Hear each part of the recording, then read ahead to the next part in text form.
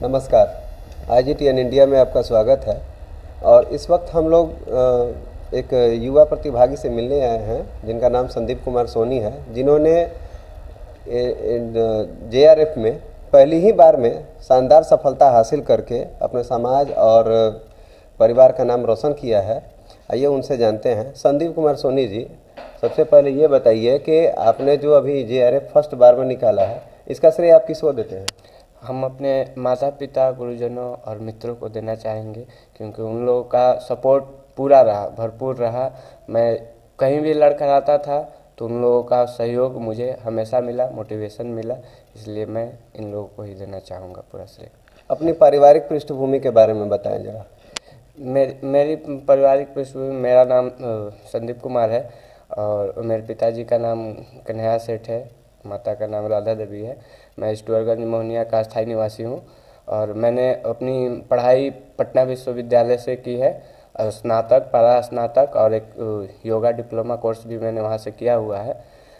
और मैंने आगे की भी तैयारी पटना से ही की है और उसके थ्रू ही मैंने अपनी सेल्फ पढ़ाई के साथ ही JRF इस बार मैंने उत्तीर्ण किया है, जिसमें मेरा 99.84 परसेंटाइल के साथ मैंने इस एग्ज़ाम को पास किया है। ऐसा माना जाता है कि छोटे शहर के जो युवा होते हैं, लड़के होते हैं जो प्रतिभागी, उनको काफ़ी कठिनाइयों का सामना करना पड़ता है। चाहे पढ़ाई का क्षेत्र हो, स्पोर्ट्स का क्षेत्र हो या करियर का क्षेत्र हो, उनको बहुत सारी जिम्मेदारियों से जूझना पड़ता है। ऐसा आपके साथ भी हुआ था क्या? हाँ, ये तो है, छोटे शहरों की बात तो है ही कि जूझना पड़ता है, क्योंकि हमें दूर जाना पड़ता है, माता पिता से दूर होके बाहर एक नए शहर में जाके पढ़ाई करना पड़ता है। तो जाहिर सी बात है कि हमें तो परेशानियां होती ही हैं। एक छोटे से रूम में 2-3 लड़के रह के अपने से खाना बनाना, अपने से खाना, तो विभिन्न तरह की कठिनाइयां होती हैं, लेकिन उन सबको ध्यान में रखते हुए, झेलते हुए अपना आगे हम लोग बढ़ते हैं। तो छोटे शहर में तो ये बात तो दिखते हैं ही, लेकिन जो लोग अच्छे से कड़ी मेहनत करेंगे वो एक ना एक दिन आगे तो बढ़ते ही हैं। तो 2020 और 2021 का ये ज्वाइंट एग्ज़ाम था जी, ठीक है। तो ये बताइए, ये दोनों साल जो है कोविड के लिए फेमस रहे हैं और इस दौरान कोई भी काम नहीं हो पाया। आपको तैयारी करने में कितनी अड़चन आ रही थी? इसके कारण मुझे बहुत सारी अड़चनें आई, क्योंकि मैं कोविड के कारण बिल्कुल ही घर पे आ गया था और घर पे आने के बाद में मतलब सारा परिवार एक जगह इकट्ठा हो गया था। तो इसमें पढ़ाई मेरी कुछ बाधित भी हो गई थी और बहुत सारे मतलब क्योंकि मैं दुकान को भी सपोर्ट में करता था, घर के भी कामों में मैं सपोर्ट करता था हमेशा। तो लॉकडाउन में इतनी किल्लतें हो गई थी कि मुझे न चाहते हुए भी दुकान उकान पे भी, चाहे घर के कामों में भी काम करना पड़ता था और मुझे सहायता मिलती थी। हर वक्त जितना भी टाइम मिलता था, मेरे भैया हों चाहे पापा मम्मी हों, वो हमेशा कहते थे कि तुम अपना पढ़ाई करते रहो, और मैं करता भी था। लेकिन एक वक्त ऐसा भी था कि जो मैंने हार मान ली थी, क्योंकि एक एग्ज़ाम कोविड में ही, इससे पहले एक एग्ज़ाम हुआ था 2020 के स्टार्टिंग में ही, तो उसमें मैंने मतलब कुछ नहीं हासिल कर पाया था। तो मैं सोच रहा था कि इसको स्किप कर दूं, छोड़ दूं, मतलब बिजनेस में है। लेकिन मेरे माता पिता ने बोला कि नहीं, हार नहीं मानना है और तुम फिर से तैयारी करो और पटना जाओ। कोविड के बाद फिर मैंने पटना निकल गया और जाके वहाँ पे मैंने अपना तैयारी पुनः से स्टार्ट किया। आप जैसे बता रहे हैं कि कोविड के कारण आप घर आ गए थे, तो घर आने के बाद में परिवार, माता पिता, कामकाज और पढ़ाई, इन सब को कैसे मैनेज करते थे? उसमें ही मैनेज करना पड़ता था। जब जिस हिसाब से ज़रूरत पड़ता था उस हिसाब से मैं अपना सहयोग देता था। दिन में जैसे अब दुकान, क्योंकि लॉकडाउन के कारण थोड़ा सा लुका छिपी वाला दुकान हो गया था, तो जाना पड़ता था, गाइडलाइन पालन करना पड़ता था। सब कस्टमर्स भी आते थे तो उनके लिए एक आदमी से नहीं हो पाता था, तो इसके लिए मुझे अपने भैया और पापा का हाथ बटाना पड़ता था। तो उधर भी मैं जाता था, घर में भी, और टाइम टू टाइम साग सब्जी लाना पड़ता था।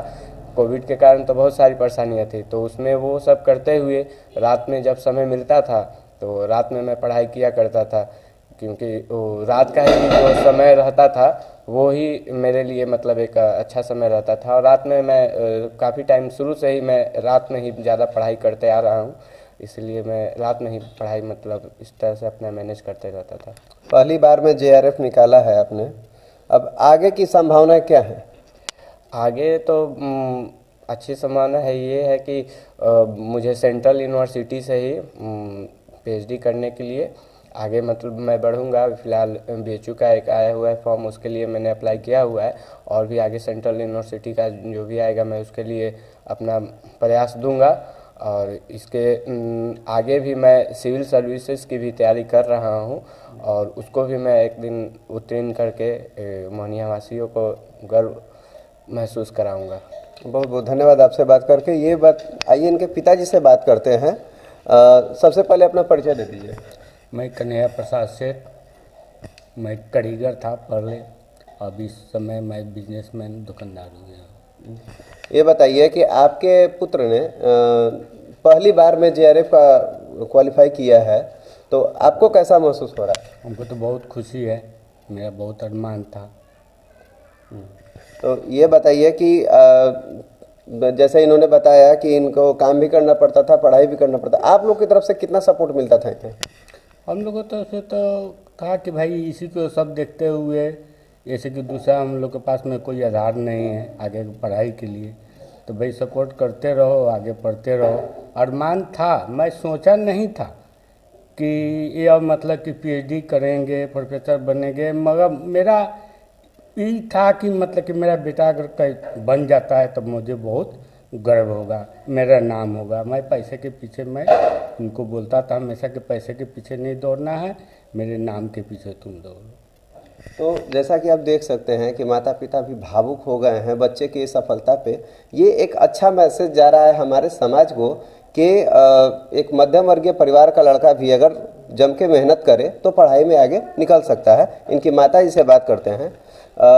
आप ये बताइए कि संदीप शुरू से कैसे थे पढ़ने लिखने में? बताइए। शुरू से तो मिला जुला के ठीक ही थे, पढ़ते थे। अच्छा, तो ये जब बाहर चले जाते थे तो आपको इनकी कमी महसूस होती थी कि नहीं? बहुत होते थे। अच्छा, तो कैसे मतलब आप लोग परिवार में जब ये वापस कोरोना में वापस आए तो इनको कैसे सपोर्ट करते थे पढ़ाई के लिए? पढ़ने के लिए काम भी देखना था और सपोर्ट भी करना है कि पढ़ो बाबू, तू पढ़ो, पढ़ने से मत चूको, कि पढ़ो, आगे बढ़ना है ना। क्या इनसे उम्मीदें हैं आपको, क्या बनना चाहते हैं? ये तो इन्होंने तो बता दिया कि हम मतलब यूनिवर्सिटी से पीएचडी की तैयारी कर रहे हैं, तो अगर ये आगे चल के प्रोफेसर या अध्यापक या कुछ अच्छे बनते हैं तब आपके मन में क्या है, इन्हें क्या बनाना चाहती हैं? जो चाहता है वही बनाना चाहती हूँ। देखिए, ये एक माता पिता का त्याग है और एक वो है कि बच्चे को उसकी इच्छा पे, जैसे गवर्नमेंट ने भी कहा है स्किल डेवलपमेंट, बच्चा जो बनना चाहे वही बनने, उसे सरकार दो जाए। अभी माता पिता भी वही चाहते हैं कि बच्चा जो आगे चल के बनना चाहता है वही बने। तो संदीप जी, आपसे बात करके बहुत अच्छा लगा और आपके उज्जवल भविष्य के लिए हमारे IGTN इंडिया की पूरी टीम की ओर से ढेर सारी शुभकामनाएं हैं। जय हिंद।